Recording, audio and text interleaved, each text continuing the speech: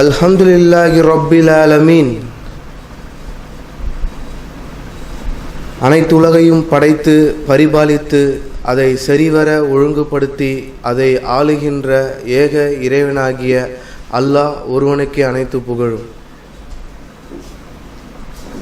முகமது நபிகள் நாயகம் ஸல்லல்லாஹு அலைஹி வஸல்லம் அவர்களின் மீதும் அவருடைய குடும்பத்தாரின் மீதும் அவருடைய தோழர்களின் மீதும் இன்னும் நம்மீதும் உலகத்தில் உள்ள ஒவ்வொரு முஸ்லிம்களின் மீதும் அல்லாஹுவின் சாந்தியும் சமாதானமும் உண்டாகட்டுமாக. அஸ்ஸலாமு அலைக்கும் வரஹ்மத்துல்லாஹி வபரகாத்துஹு.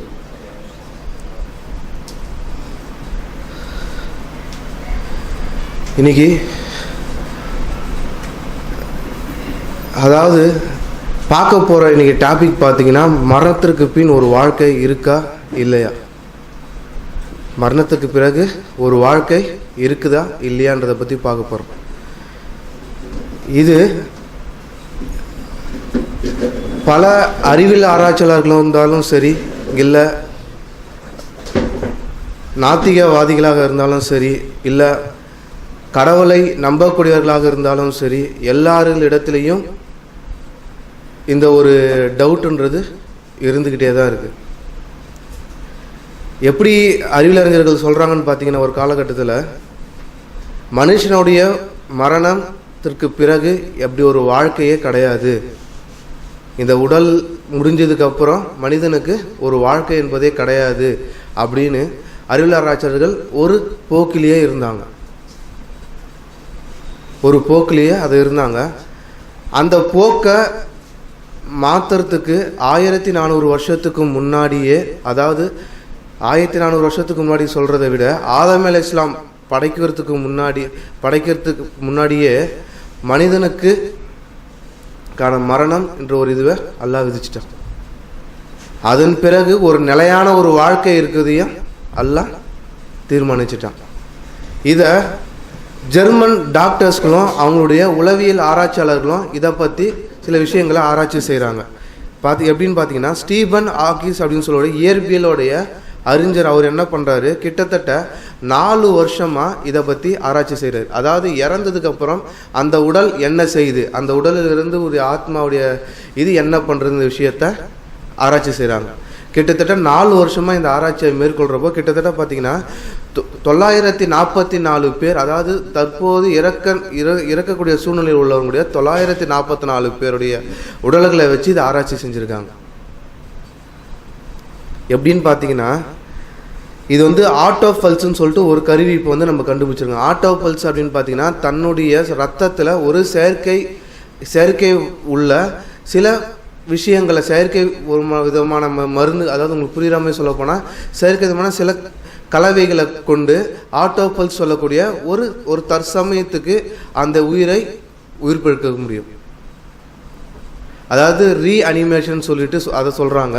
எந்த அளவுக்கு யோசிச்சு பார்த்தீங்கன்னா, இப்போது அந்த 944 பேரையும் இவங்க ஆராய்ச்சி செய்கிறாங்க. கிட்டத்தட்ட எல்லாமே ஃபெயிலியர் ஆகிட்டே வருது. இவங்களுடைய ஃபெயிலியர் எந்த அளவுக்கு பார்த்தீங்கன்னா, இவங்க அந்த மரணத்துக்கூட ஸ்டேட்மெண்ட் எடுக்கணும். மரணத்துக்கு அப்புறம் உள்ள ஸ்டேட்மெண்ட்டை இவங்க எடுக்கணும். அதுக்காக இவங்க ஒருத்தர் மேலேயும் இவங்க அதோடைய அந்த டெஸ்ட்டை இவங்க பண்ணிக்கிட்டே இருக்காங்க. இதில் இந்துக்களும் அதிகமாக இருக்காங்க, முஸ்லீம்களும் அதிகமாக இருக்காங்க, யூதர்களும் அதிகமாக இருக்காங்க, அனைத்து சமயங்களும் இதில் அதிகமாக இருக்காங்க. அப்படின்னு பார்த்தீங்கன்னா, இதில் அதிகபட்சமாக இவங்க எடுக்கப்பட்ட அந்த எல்லா ஸ்டேட்மெண்ட்லேயும் இவர்கள் அதிகபட்சமாக பார்த்தீங்கன்னா சில பேர் ஆன்மீக இதில் அதிகப்படியாக இருந்ததாகவும் இவங்க, ஏன்னா அந்த டெஸ்ட்டு இவங்களுக்கு பார்த்தீங்கன்னா, இவங்க அறிவியலாளர்கள் இப்படி சொல்கிறாங்களே, இதுக்கப்புறம் ஒரு வாழ்க்கை கிடையாதுன்னு இவங்க சொல்கிறாங்களா, அதை இவங்க முறியடிக்கணும். இல்லை ஒரு வாழ்க்கை இருக்குது அப்படின்னா இந்த விஷயத்தை இவங்க எடுக்கிறாங்க. அதுக்காக இவங்க ஆராய்ச்சி பண்ணி எடுக்கிறப்போ, அப்போது 1400 வருஷத்துக்கு முன்னாடியே அல்லாஹ் குர்ஆனில் ஒரு வசனத்தை சொல்கிறான். அதாவது எப்படின்னு பார்த்தீங்கன்னா, தூக்கத்துக்கும் மரணத்துக்கும் உள்ளேயான தொடர்பு, தூக்கத்துக்கும் மரணத்துக்கும் இடையான ஒரு தொடர்பு. தூக்கமும் ஒரு சிறிய மரணம் தான், எல்லாருக்குமே தூக்கமும் ஒரு சிறிய மரணம் தான். இது அல்லாஹ் எப்படி சொல்கிறாங்க கொஞ்சம் கூர்ந்து கவனிங்க.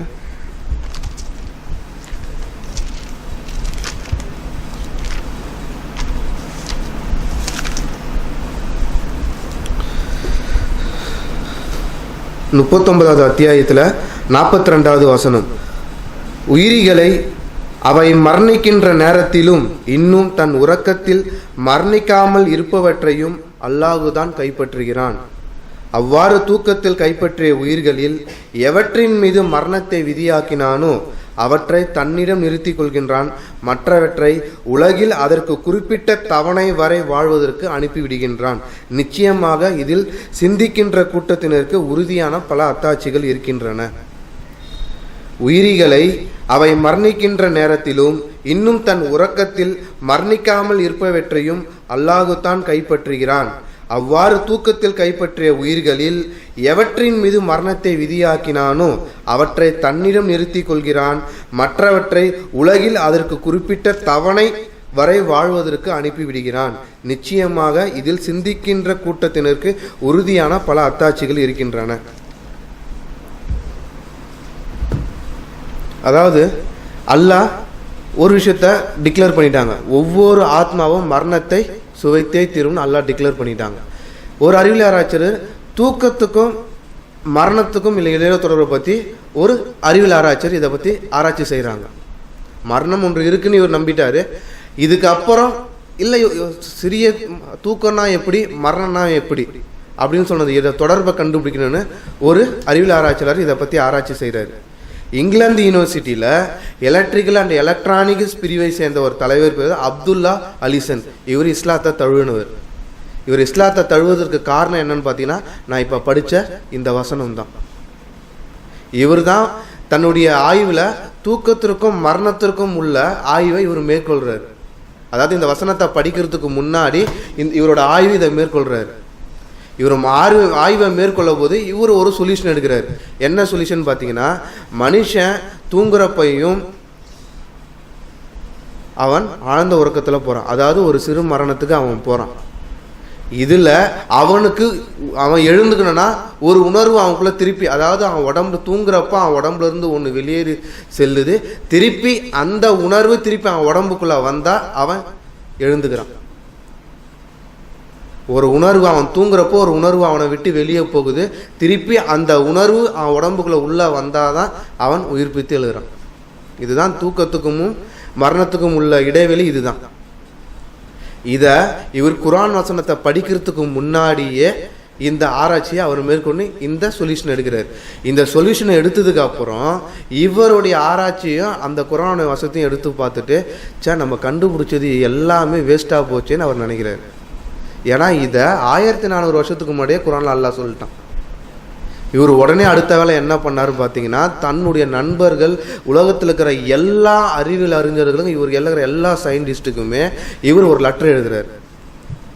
லெட்டர் எழுது மட்டும் இல்லாமல் எல்லாருக்குமே தாவா என்ற முறையில், அதாவது அறிவு சார்ந்த விஷயத்தையும் உணர்வுகளுக்கும், அதாவது அறிவு சார்ந்த விஷயங்களுக்கும் உணர்வுகளுக்கும் பதிலளிக்கக்கூடிய ஒரே புத்தகம் குர்ஆன் தான் அப்படின்னு சொல்லிட்டு ஒரு விஷயத்தை டிக்ளேர் பண்ணி அதை எல்லாருக்குமே லெட்டராக எழுதி அனுப்புகிறார். அவருடைய உண்மையான பேர் என்னன்னு எனக்கு அந்த ஆர்டிக்கிளில் கிடைக்கல. அவர் இப்போ அப்துல்லா அலிசன் அவர் பேர் தன்னுடைய பேராக மாற்றி வச்சுருக்காரு. அதில் பார்த்தீங்கன்னா அவர் எல்லாருக்குமே அழைப்பு விடுக்கிறார். நீங்கள் எல்லாம் இஸ்லாத்து பக்கம் வாங்க, உங்கள் அறிவுக்கும் சரி உங்கள் உணர்வுக்கும் பதில் எதில் இருக்குன்னா அது அல்லாஹ்வால் அனுப்பப்பட்ட திருவேதத்தில் தான் இருக்குன்னு சொல்லிட்டு இருக்குது. இவர் ஆராய்ச்சி பண்ண அந்த கட்டுரையையும் இதையும் எடுத்துக்கிட்டு போகிறாங்க. இதை நான் உறுதிப்படுத்தணும். அது எப்படி உறுதிப்படுத்தணும்னு பார்த்தீங்கன்னா, இவருடைய ஃப்ரெண்டு ஆக்ஸ்போர்ட் யூனிவர்சிட்டியில் இவருடைய ஃப்ரெண்டு ஒருத்தரும் மனோதத்துவ பிரிவை சார்ந்த டாக்டர் எக்யா என்ற அல் முஷரிப் அப்படின்னு சொல்லுற ஒரு நண்பரோட இந்த கருத்தை திருப்பி வைக்கிறார். அவரும் இதை பார்த்துட்டு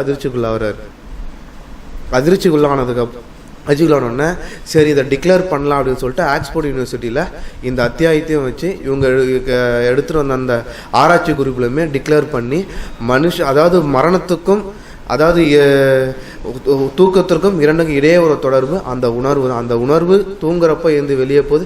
அந்த உணர்வு திருப்பி உள்ளே வரும்போது தான் மனிதன் உயிர்ப்பிக்கிறான் அப்படின்ற விஷயத்த இவங்க ஆக்ஸ்போர்ட் யூனிவர்சிட்டியில் டிக்ளேர் பண்ணுறாங்க. அப்போது மனுஷனுடைய ஒவ்வொரு விஷயத்திலையும் பார்த்தீங்கன்னா அறிவியல் ஆராய்ச்சியர்கள் பல விதத்தில் இவங்க யோசிக்கிறாங்க. இன்னைக்கு பார்த்தீங்கன்னா ஒவ்வொரு காலகட்டத்திலையும் பார்த்தீங்கன்னா மனிதர்களுக்கு ஒரு ஒரு விதமான ஒரு டவுட்டாகவே இருக்கும். மரணம் எல்லாருக்குமே இயற்கையாக தான் அல்லாஹ் கொடுத்துருக்கான் இது அப்படின்னு சொல்லி யோசிக்கிறாங்க. இந்த மரணத்துக்கு அப்புறம் வாழ்க்கை அப்படின்னு பார்த்தீங்கன்னா குர்ஆனில் அதுலேயுமே பல அத்தாட்சிகள் இருக்குது. முதல்ல நபிமார்களை இந்த உலகத்துக்கு எதுக்காக அனுப்பப்பட்டிருந்தா நம்ம சரிவர விளங்கிக்கணும். நபிமார்களை இந்த உலகத்துக்கு எதுக்காக அனுப்பப்பட்டன்றதை நம்ம சரிவர விளங்கிக்கணும். அப்போ அடுத்தது வேதங்களை எதுக்கு அல்லாஹ் தொடர்ச்சியான பல வேதங்களை எதுக்கு அல்லாஹ் இந்த உலகத்துக்கு அனுப்பி வைத்தான்றதை நம்ம சரிவர விளங்கணும். இந்த ரெண்டுத்தையும் சரிவர வழங்கிட்டோன்னா மரணத்துக்கு அப்புறம் ஒரு வாழ்க்கைன்றது நம்ம யோசிக்க வேண்டிய அவசியமே கிடையாது. பெரிய அறிவியல் ஆராய்ச்சிகள் பண்ண வேண்டிய அவசியம் கிடையாது. இப்போ நான் அதுக்கு முன்னாடி சொன்ன அறிவியல் ஆராய்ச்சியில் பார்த்தீங்கன்னா கிட்டத்தட்ட 944 பேரை வச்சு அவங்க வித்தை தான் காமிச்சிருக்காங்க. 944 பேரை வச்சு வித்தை தான் காமிச்சிருக்காங்க. அப்போ இவங்க வேதங்கள் இவர்கள் கையில கிடைக்கல. வேதங்கள் கிடைச்ச அறிவியல் அறிஞர்கள் எப்படி அதை டிக்ளேர் பண்றாங்க, வேதங்கள் கிடைக்காதவங்க மனிதனோட உடலை எப்படி வச்சு டெஸ்ட் பண்ணிட்டு இருக்காங்கன்றத பாருங்க. இதுல நிறைய வீடியோ இன்னும் பார்த்தீங்கன்னா ஏகப்பட்ட ஆர்டிகல் இருக்கு. இந்த மரணத்தை நாம் நேற்று பார்க்கணும் பல சுவாரஸ்யம், ஆனால் எதுக்குமே ஒரு ஆதரமற்றதா இருக்கு. ஆனால் இன்னைக்கு பார்த்தீங்கன்னா முஸ்லீம்கள் மத்தியிலேயே அந்த மரணம்ன்றது ஒரு வேடிக்கையாக தான் இருக்கு. அதாவது இப்போ ஒரு எக்ஸாம் போகிறோம், ஒரு படிக்கிறோம், காலேஜ் படித்தாலும் சரி, எந்த ஒரு விஷயம் படிக்கிறதா இருந்தாலும் சரி, அதற்கான ஒரு தேர்வு வைக்கப்பட்டால் தான் நம்ம செலக்ட் ஆக முடியும். இது ஏற்றுக்குமா ஏற்றுக்க மாட்டோமா? அது டாக்டராக இருந்தாலும் சரி, கலெக்டராக இருந்தாலும் சரி, யாராக இருந்தாலுமே சரி, ஒரு தீர்வு வச்சாதான், அதாவது நான் செயல்பாடு, அதாவது நான் எனக்கு தெரிஞ்ச விஷயங்களுக்கு நான் தகுதியானவனா அப்படின்னு எனக்கு டெஸ்ட் பண்ணுறதுக்கு ஒரு எக்ஸாம் வேணும். இது ஏற்றுக்கொள்ளக்கூடியது தானே? அப்போ நான் வாழக்கூடிய இந்த உலகத்தில் நான் இவ்வளோதான், நான் பிறந்ததுலேருந்து நான் இறக்குற வரைக்கும் செய்யக்கூடிய இந்த காரியங்களுக்கெல்லாம் எனக்கு கூலி எங்கே கிடைக்கும்? எனக்கு கூலி இப்படின்னு ஒரு சிம்பிள் லாஜிக்லேயே நம்ம யோசிச்சு பார்த்தோன்னா மரணத்துக்கு அப்புறம் ஒரு வாழ்க்கை இருக்கு நம்ம கண்டுபிடிச்சிடும். இது ஏற்றுக்கக்கூடிய விஷயமா, ஏற்றுக்க முடியாத ஒரு விஷயமா? அதாவது நம்ம எதுக்கு அல்லாஹ்வுடைய ஒரு வீண் வேடிக்கைக்காக மனிதன் படைக்கப்பட்டிருக்கானா? அல்லாஹ் சொல்றான், நான் படைத்த படைப்பினத்திலேயே சிறந்த படைப்பினம் அது மனித படைப்பினம். நான் அவர்களுக்காகத்தான் பூமியிலேயே படைச்சிருக்கேன். பூமி மட்டும் இல்லை, அவர்கள் வாழக்கூடிய அனைத்து ஆதாரங்களையும் அவர்கள் பெறக்கூடிய அனைத்து வசதிகளையும் நான் படைத்திருக்கிறேன் இந்த பூமியிலேயே. எதுக்கு? மனுஷன் பிறந்து இறந்ததுக்கப்புறம் ஒரு வாழ்க்கை இல்லாமல் போகிறதுக்கு அல்லாஹ் இவ்வளோ படைக்கணும்? இதை படைக்கணுமா? அதுக்காக இதை படைக்கணுமா? இன்னும் நிறைய விஷயங்கள் பார்க்க போனால் இப்போ பார்க்குறோம். சரி, அடுத்த விஷயங்கள் அல்லாஹ் சொல்லி பார்க்கிறான், ஒவ்வொரு ஆத்மாவும் மரணத்தை சுவைத்தே தீர வேண்டும். இதை சொல்லிட்டு அடுத்தது ஒரு விஷயத்த சொல்ல பண்றான். மரணத்துக்கு அப்புறம் ஒரு வாழ்க்கை இருக்கு, அடுத்த ஒரு விஷயத்த அதே அரசு டிக்ளேர் பண்றான். இன்னும் அவர்கள் செய்தற்குரிய நற்பலனுக்கெல்லாம் கூலி வழங்கப்படுவது மறுமை நாளில் தான். அல்லாஹ் மரணம் வரைக்கும் தான் வச்சிருந்தானா அடுத்தது இந்த ஒரு லைன் எதுக்கு சொல்லணும்? அடுத்து இந்த ஒரு லைன் எதுக்கு அல்லாஹ் சொல்லணும்? இதையும் பல அறிவியல் ஆராய்ச்சியாளர்கள் எடுத்து ஆராய்ச்சி பண்ணுறாங்க. அதுக்கு பல ஆதாரங்கள் குர்ஆனில் இருக்குது. அதை தான் நான் ஒவ்வொரு வாரங்களும் பார்த்தீங்கன்னா அறிவியல் பூர்வமாக நான் சொல்கிறது பார்த்தீங்கன்னா இதுக்கு தான். ஏன்னா இன்றைக்கி மனுஷன் கண்மூடித்தனமான வாழ்க்கையில் போயிட்டு இருக்கான். நம்மளுக்கு என்ன, நம்ம பார்த்தா சாவரப்போ பார்த்துப்போம். நிறைய பேரோட கருத்து ஒரு மாதிரி இருக்குது. இன்னைக்கு பிறந்துட்டோம், நாளைக்கு என்றைக்கோ ஒரு நாள் சாக தான் போகிறோம், அதுக்குள்ளே இருக்கிறத ஆண்டு அனுபவித்து சந்தோஷமாக இருந்துட்டு போய்டணும், இப்படி ஒரு கருத்து. எப்படியே நம்ம உடம்பு இந்த மண்ணு தாண்டா சாப்பிட போகுது, அதுக்குள்ளே நம்மளுக்கு ஏன்டா இவ்வளோ இதோ பண்ணிக்கணும், நம்ம அதுக்கு நம்ம நல்லா வாழ்ந்துட்டு நல்லா இருந்துட்டு போயிடுவோமே அப்படின்னு சொல்லி ஒரு கூட்டத்தாரே நம்ம பார்த்துட்டு தான் இருக்கிறோம். ஆனால் அல்லாஹ் நபிமார்களை அனுப்பிச்சி வச்சதும் வேதங்களை அனுப்பி வச்சதும் எதற்குன்னு கொஞ்சம் நல்லா சிந்திச்சு பாருங்கள். இந்த உலக காலகட்டத்தினுடைய டெஸ்ட்டுக்கான வாழ்க்கைக்கான உதாரணங்கள். இந்த ஒரு உதாரணத்தை நம்ம விட்டுட்டோம்னா மற்ற நாத்திகவாதிகள் இருக்கிற மாதிரியும் உலகம் மரணத்துக்கு அப்புறம் ஒரு வாழ்க்கையில் நம்ம இருக்கக்கூடியவர்களாக நம்ம ஆகிடும். நம்ம எல்லாருமே அதே மாதிரி ஆகிடும். அதனால தான் அல்லாஹ் சொல்கிறான், உலகத்தில் பல விதமான சக்திகளை படைச்சிட்டு ஒன்னொத்துக்குமே மரணம் இருக்குது. எதுக்குமே அல்லாஹ்வோட படைப்பில் மரணம் இல்லாததுக்கு என்ற ஒரு இதுவே கிடையாது. அந்த மரணத்துக்கும் ஒரு நாள் மரணம் இருக்குது. அந்த மரணத்துக்கும் ஒரு நாள் அந்த மரணமும் ஒரு நாள் மரணிச்சிட்டா இந்த உலகத்தில் மரணம் என்பதே கிடையாது. உலகத்தில் மரணன்றதே கிடையாது. ஏகப்பட்டவர்கள் பார்த்தோம், நம்ம ஒவ்வொரு வாரமும் பார்க்குறப்ப அதான் பார்க்குறோம். நரகத்தில் சொல்கிறாங்க, நான் மனிதர்களை எரிக்கல்லாம் நான் நரகத்தில் போடுவேன், மனிதர்களை நான் எரிக்கற்கெல்லாம் நரகத்தில் போடுவேன்னு சொல்கிறான். எதுக்கு சொல்லணும்? இது சிந்திச்சு பார்த்துருக்கோமா? இதை நம்ம சிந்திச்சு பார்த்துருக்கோமா? நான் மனிதர்களை நரகத்தில் எரிக்கற்களாக நான் போடுவேன். இது யாருக்கு? கொஞ்சம் சிந்திச்சு பாருங்க. அப்போது நம்மளுக்கு ஒரு வாழ்க்கை இல்லைன்னா அல்லாஹ் இந்த அத்தியாயத்தை சொல்ல மாட்டான். இதை ஆராய்ச்சி பண்ணி பார்த்தும் நிரூபிக்கவும் செய்கிறாங்க. எப்படின்னு பார்த்தீங்கன்னா, மனிதனால தான் அதிகமாக தீப்பற்றி எரியக்கூடிய ஒரு ஆச்சரியமான விஷயம். மனித உடம்புல தான் அதிகமாக தீப்பற்றி எரியக்கூடிய கொழுப்பு மனிதனில் தான் இருக்குது. மனிதனுடைய செல்களில் தான் அந்த கொழுப்பு அதிகமாக இருக்குது. அதிகமாக உடனே தீப்பற்றி எரியக்கூடிய, அதிக நேரம் தீப்பற்றி எரியக்கூடிய தன்மை மனிதனுடைய உடம்புல இருக்கு. இது மட்டுமா? இன்னொரு அல்லாஹ் தாட்சியா சொல்றான், அவர்கள் தோள்கள் கருகிவிடும் போதெல்லாம் நான் வேறு தோள்களை புகுத்தி கொண்டிருப்பேன், அவர்கள் பூரணமாக வலியை அனுபவிப்பதற்காக. நீ டாக்டர்ஸ் ஆராய்ச்சி செய்கிறாங்க, எல்லாமே நரகத்தை பற்றி. அல்லாஹ் சொர்க்கத்தை விட அல்லாஹ் நரகத்தில் தான் அதிகப்படியான விஷயங்கள் அல்லாஹ் சொல்கிறான் குரானில். எதுக்கு? இந்த வாழ்க்கை வீண் வாழ்க்கை கிடையாதுங்க. நீங்கள் பார்க்குற மாதிரி ஒரு ஷோ கிடையாது. இந்த வாழ்க்கை ஷோ கிடையாது. இந்த வாழ்க்கையை ஒரு அர்த்தம் உள்ளதாக மாற்றுங்க. இந்த வாழ்க்கை ஒவ்வொரு செகண்ட், நீங்கள் செலவழிக்கக்கூடிய ஒவ்வொரு செகண்டும் அல்லாஹ்வுடையது, உங்களுக்கு கிடையாது. இந்த நேரம் இந்த கால அவகாசம் அல்லாஹ் ஏன் விட்டுருக்கலாம்ல? இவ்வளோ மனிதர்களை படைக்கப்பட்டுட்டு அல்லாஹ் இந்த உலகத்தில் அப்படியே விட்டுருக்கலாம்ல? இன்னொரு வீடியோவில் நான் பார்த்துட்டு ரொம்ப எனக்கு மனசு நொந்து போனது. இதில் கிட்டத்தட்ட பார்த்தீங்கன்னா பல லட்சம் பேர் அந்த வீடியோவை பார்த்துட்டு அதில் லைக்ஸ் வர நிறைய பேர். என்ன சொல்கிறாங்கன்னு பார்த்தீங்கன்னா, அந்த இதில் என்ன சொல்கிறது, நல்லா கொஞ்சம் கவனிச்சிங்கன்னா தெரியும். ஒரு மனுஷன் இறந்துட்டானா, அதாவது பார்த்தீங்கன்னா இறந்ததுக்கப்புறம் 13, அதாவது நல்ல நிலைமையில் ஒரு இழந்த ஒரு ஆத்மா 13 நாள் கழித்து அதுவே ஒரு தானாக ஒரு உடலை தேடி அந்த உடல் உள்ள புகுந்துருமா. எப்படி உடல் உள்ள புகுந்துருப்பானா, இன்னொரு தாயோட கருப்பையில் புகுந்துருமா. இது இயற்கையாக மரணிச்சவங்களுக்கு. இது ஆக்ஷனில் இறந்தவங்களுக்கும் இவங்களுக்கு எப்படின்னா கிட்டத்தட்ட 3-6 மாதமாக இந்த உடலை தேடுமா. நம்மளுக்கு ஏற்ற ஒரு உடம்பை 3 மாதம் 6 மாதம் இந்த உடலை தேடுமா. எத்தனை பேரை முட்டாள்தனமாக ஆக்கியிருக்காங்க பாருங்கள். எத்தனை பேர் இதை நம்பியும் இருக்காங்கன்னு கொஞ்சம் கூர்ந்து கவனிச்சு பாருங்க. 13 நாள் அப்படின்னு ரொட்டேஷன் ஆகிருந்ததுன்னா நீ நமக்கு எத்தனாவது ஜென்மமாக இருந்திருக்கோம்? 13 நாள் ஒருத்தன் இறந்த உடனே இன்னொரு உடம்பை தேடி போயிருந்தானா நான் இன்னைக்கு எத்தனாவதுல இருந்திருப்பேன்? நீங்களே நீங்கள் எத்தனாவது இதில் இருந்திருப்பீங்க? கொஞ்சம் சிந்திச்சு பார்க்கணுமா இல்லையா? சின்ன சிந்திப்பு தான் இதில். ரொம்ப நம்ம உக்காந்து பல விஷயங்களை பார்க்குற அளவுக்கு ஒரு சின்ன சிந்திப்பு தான். நான் இன்னைக்கு 13 நாளில் நான் இதுவாக மரணிச்சிருந்தேன்னா 13 நாளில் நான் இன்னொரு நாள் எனக்கு எத்தனாவது இது இருந்திருப்பேன்? மனிதர்களும் நீங்கள் எத்தனாவது இதில் இருந்திருப்பேன்? அப்போ உலகம் அழிவு இல்லாத தன்மையாக தானே இருந்திருக்கணும். ஆனால் அல்லாஹ் குரானில் பூமி அழியப்பட்டதுன்னு அல்லாஹ் சொல்லிட்டான். இன்னைக்கு அறிவியல் ஆராய்ச்சியாளர்களும் சொல்லிட்டாங்க உலகம் அழிய போகுது, உலகம் அழிய போகுதுன்ற விஷயம். இதையும் நம்புறான், உலகம் அழியன்றதையும் நம்புறான், மனித உயிரும் ரொட்டேஷன் ஆகுன்றதையும் மனுஷன் நம்புறான். இது எந்த அளவுக்கு முட்டாள்தானே நீங்களே பார்த்துங்க.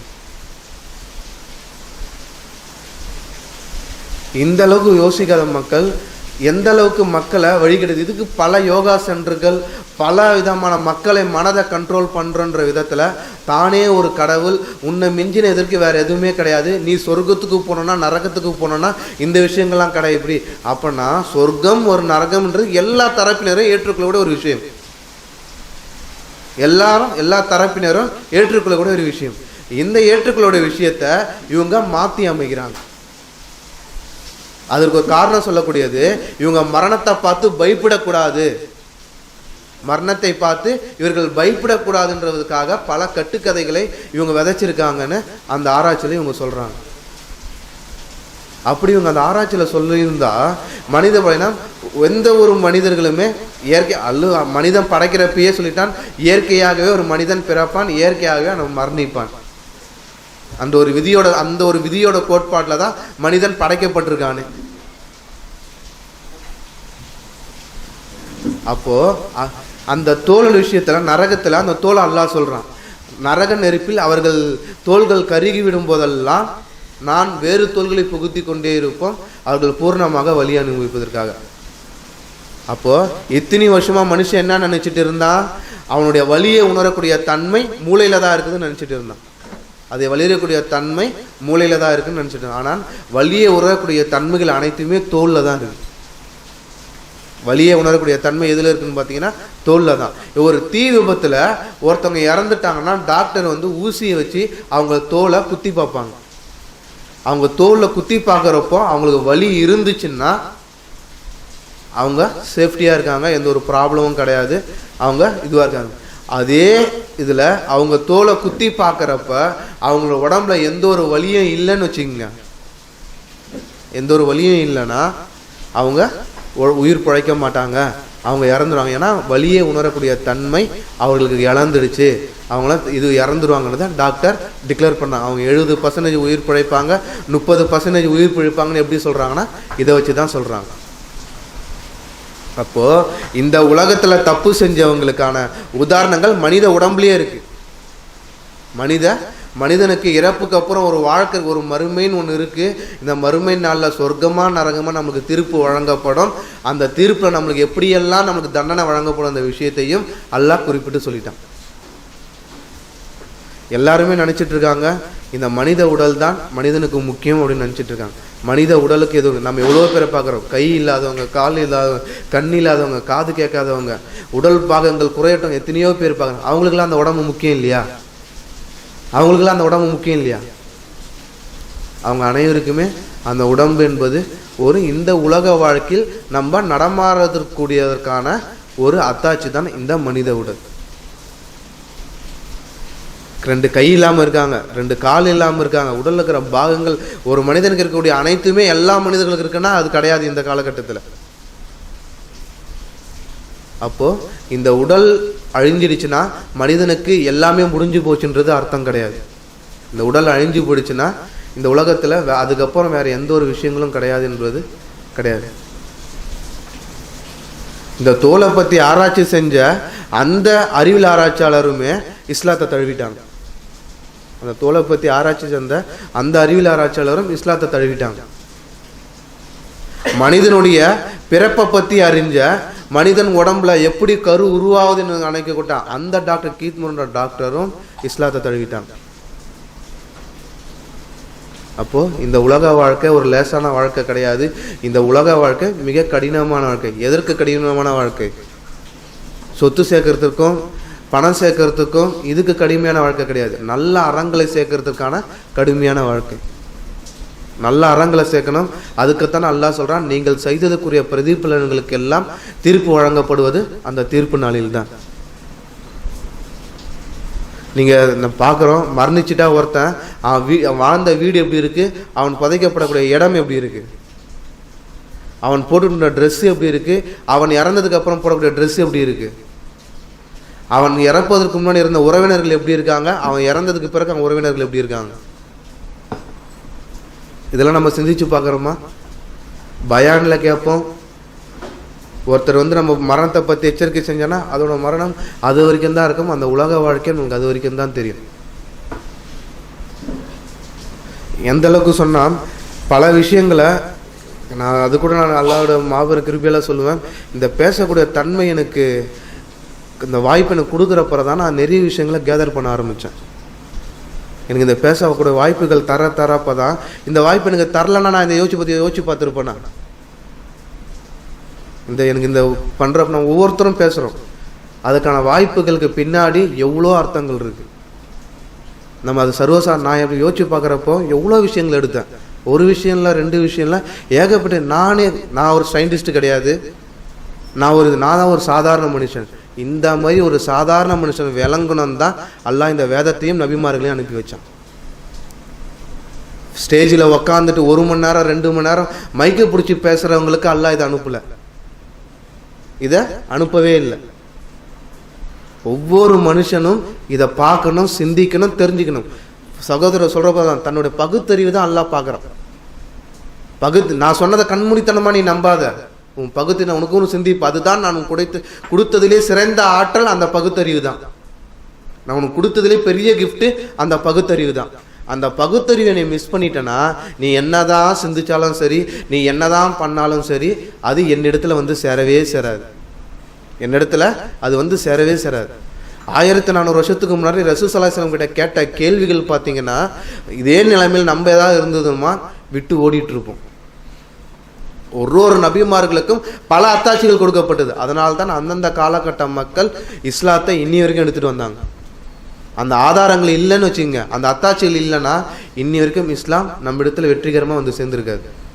அல்லாஹ் அதுலேயுமே விட்டு வைக்கல. நம்ப மாட்டிங்களா? இந்த அத்தாட்சியை பாருங்கள். நம்பிக்கை இல்லையா? இந்த அத்தாட்சியை பாருங்கள்.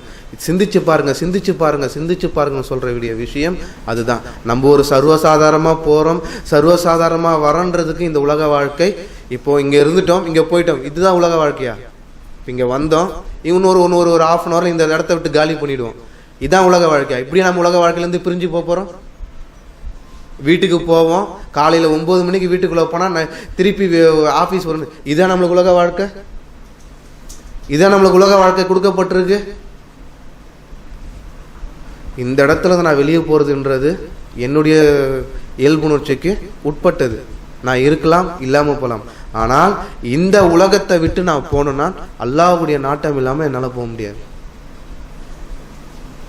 நான் இந்த உலகத்தை விட்டு போனேன்னா இந்த அல்லாஹ்வுடைய நாட்டம் இல்லாமல் போகாது. சரி, நான் என்னால் இருக்கணும்னு நினைக்கிறேன், இந்த உலகத்தை நான் எனக்கு கொஞ்சம் இருக்கணும்னு ஆசைப்படுறேன் அப்படின்னு நான் ஆசைப்பட்டாலும் இந்த உலகத்தில் என்னால் இருக்க முடியாது. இந்த உலகத்தில் என்னால் இருக்க முடியாது.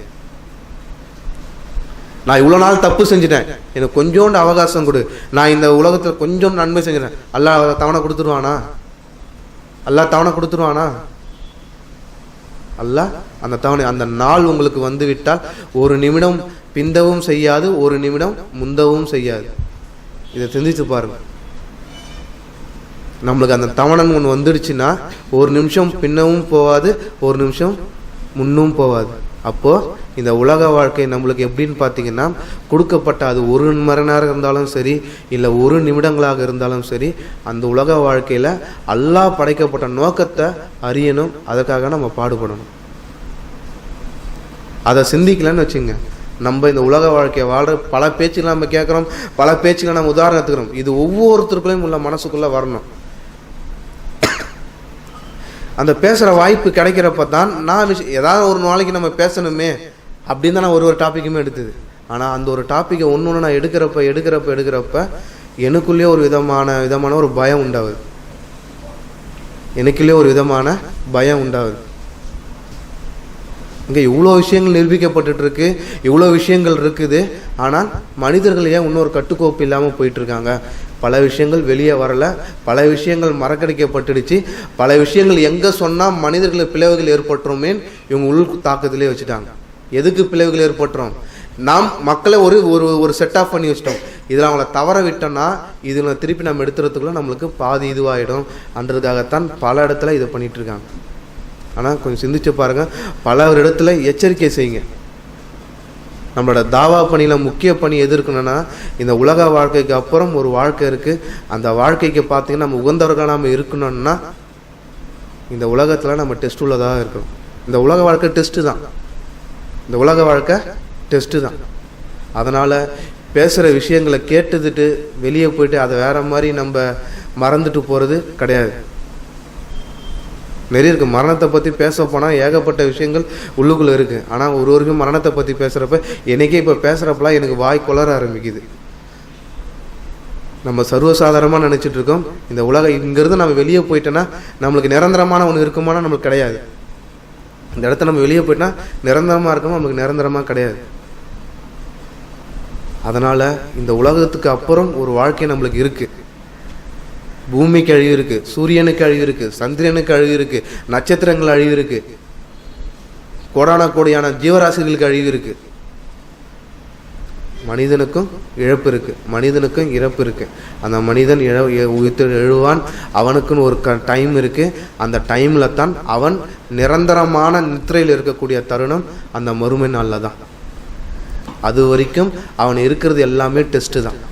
நம்மளோட உயிரை கைப்பற்றப்பயே நம்மளுக்கு தெரிஞ்சிடும் இந்த உலக வாழ்க்கைக்கு நம்ம உகந்தா மாதிரி வாழ்ந்துக்கிறோமா, இந்த உலக வாழ்க்கையில் நம்ம தகுதி இல்லாமல் வாழ்ந்துருக்கிறோமான்ற விஷயம் நம்ம உயிரை கைப்பற்றும் போதே தெரிஞ்சிடும். நம்ம உயிரை கைப்பற்ற அளவுக்கே தெரிஞ்சிடும். அதனால தான் அல்லாஹ் சொல்கிறான், நான் உங்களையே நெருப்பில் நான் போடுவேன். எதுக்கு? நான் அந்த நரகம் கொழுந்து விட்டு எரியறதுக்கு நான் உங்களையே நான் போடுவேன்னு எதுக்கு அல்லாஹ் சொல்லணும்?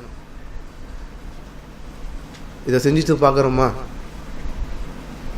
அதனால் ஒரு சாதாரண விஷயமா எடுத்துக்காதீங்க இந்த உலக வாழ்க்கையை. இந்த உலக வாழ்க்கையில் அதிகமாக சிந்திங்க, அதிகமான விஷயங்களை தெரிஞ்சுக்கிங்க, அதிகப்படியான வாழ்க்கை இதெல்லாம் நம்ம அமைச்சுக்கொள்ளுங்க. அப்படிப்பட்ட ஒரு வாழ்க்கை அல்லாஹ் நம்ம அனைவருக்கும் அமைத்து தரணும். அல்லாஹ் நம்மளுடைய உயர்ந்த சொர்க்கத்தை நம்மளுக்கு அல்லாஹ் வழங்கணும். வாய்ப்பு அதுக்கு நன்றி கூறுவனாக என் ஒரே முத்துக்கிறேன். வாக்குர் தாவான அல்ஹம்துலில்லாஹி ரப்பில் ஆலமீன்.